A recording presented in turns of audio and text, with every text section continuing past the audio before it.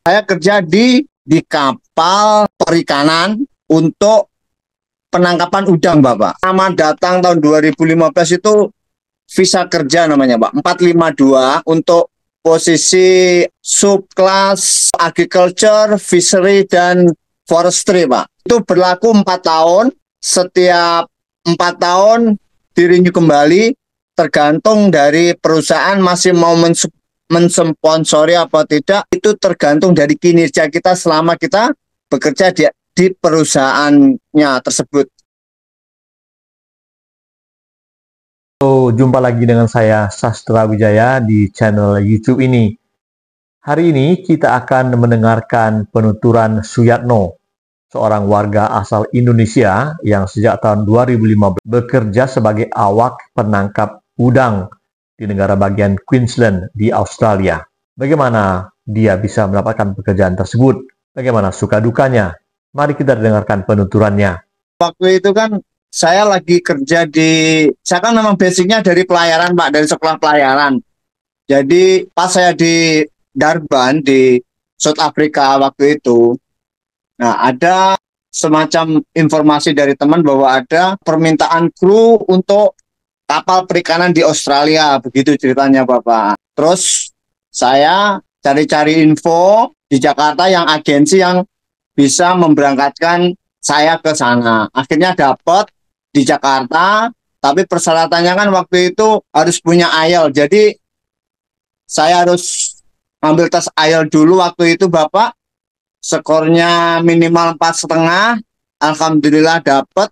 Terus saya mengirimkan hasil IELTS-nya ke agensi di Jakarta, sama paspor segala macam, sama sertifikat kepelautan itu. 1 bulan saya di rumah itu langsung di-approve untuk visanya gitu. Jadi sekarang persisnya Anda kerja apa di Australia ini? Saya kerja di kapal perikanan untuk penangkapan udang, Bapak. Jadi pekerjaan itu memang match dengan waktu itu kita di merchant ship, di kapal-kapal niaga kayak kargo, tanker segala macam.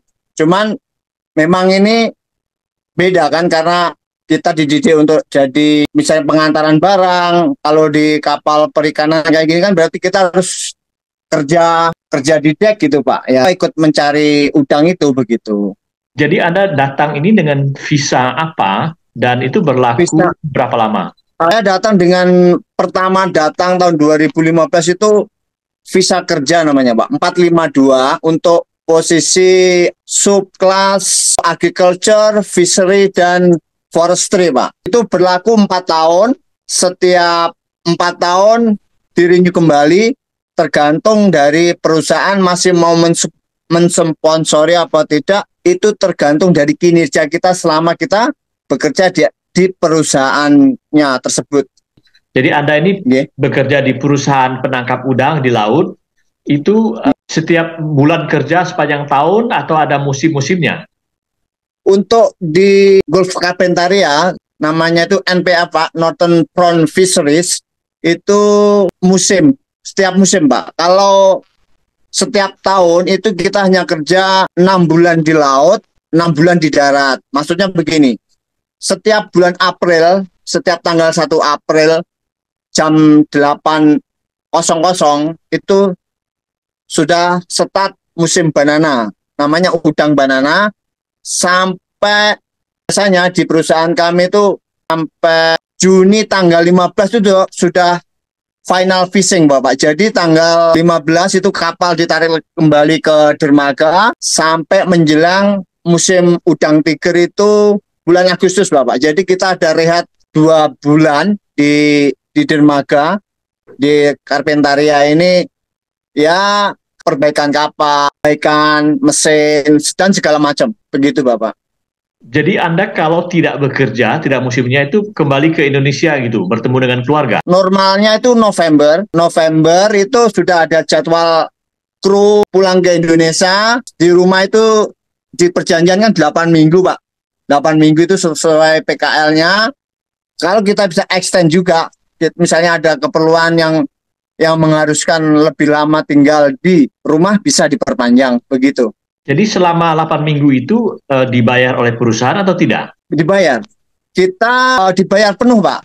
11 bulan kerja dibayar 1 tahun penuh. 1 bulan di rumah itu tetap kita dapat hak kita, gaji penuh, Pak. Selama ini Begitu. yang di sana, apakah Anda hanya satu-satunya orang Indonesia atau ada orang lain? Saya sendiri di sini 8 tahun itu dulu sendiri, Bapak.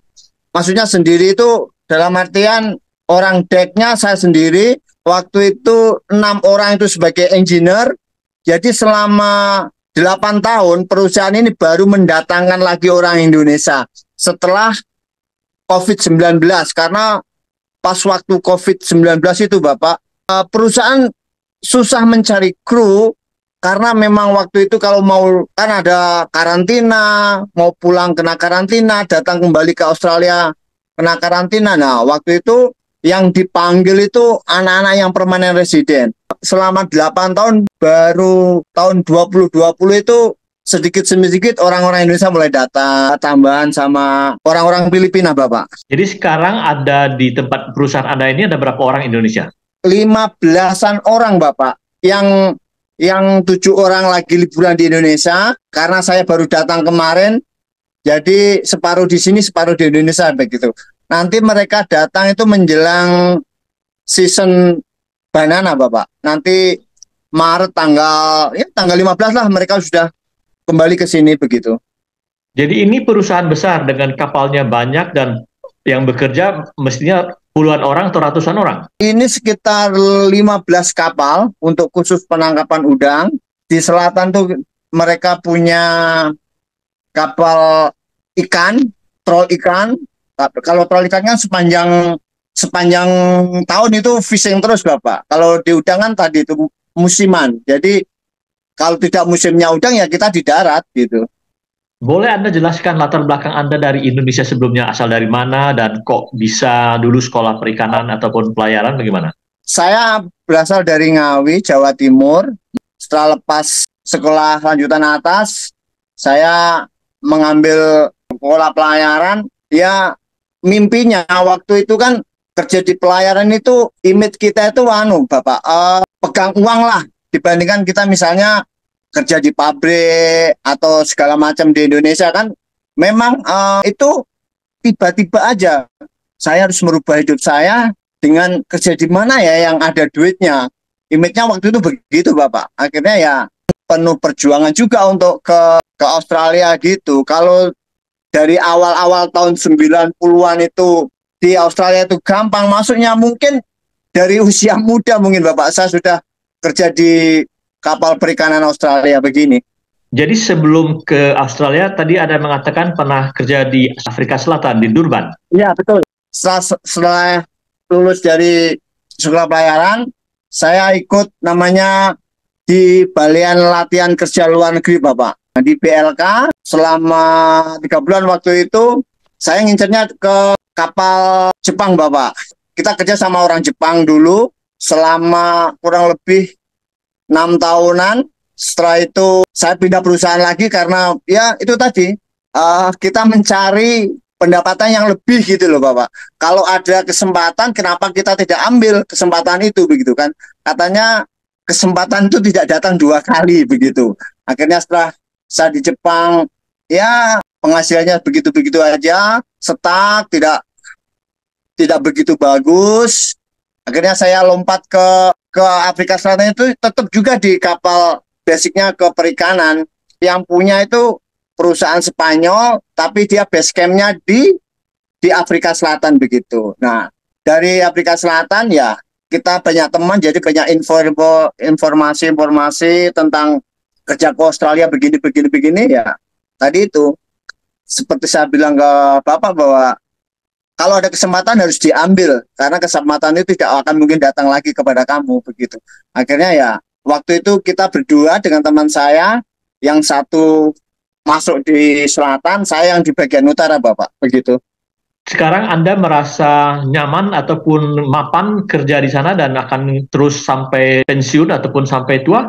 Yang jelas ya lebih baik, Bapak, dibandingkan kita kerja di negara lain begitu. Karena di sini setelah masuk di Australia, karena kan kita pakai visa kerja, berarti kita perusahaan ikut aturan pemerintah Australia, kita dapat super dari gaji kita yang 10% dipotong tiap bulan.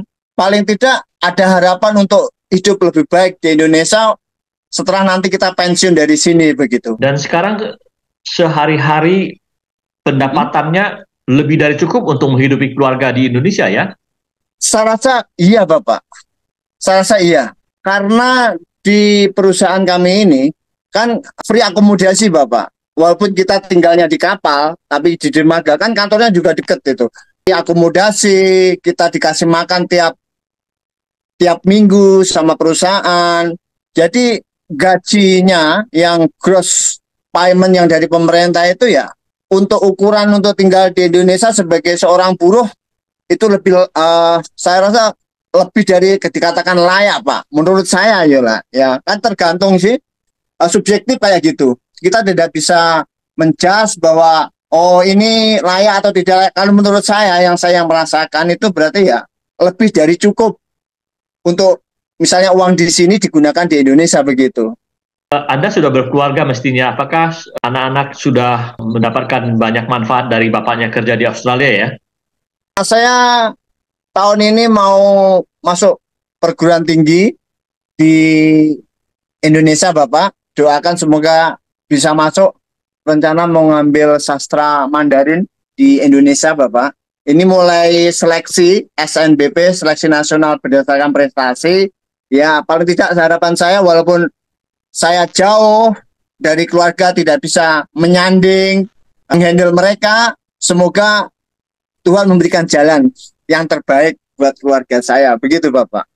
Apakah Anda selama ini merasa nyaman dengan kondisi kerja dalam arti bisa pulang beberapa minggu ke Indonesia setahunnya dan kemudian kerja lagi? Itu cara terbaik itu? Betulnya kita bisa pulang setiap season misalnya Pak, setiap season 6 bulan. Kita kan biasanya pulang bulan 11, nanti masuk ke Australia Januari pertengahan gitu.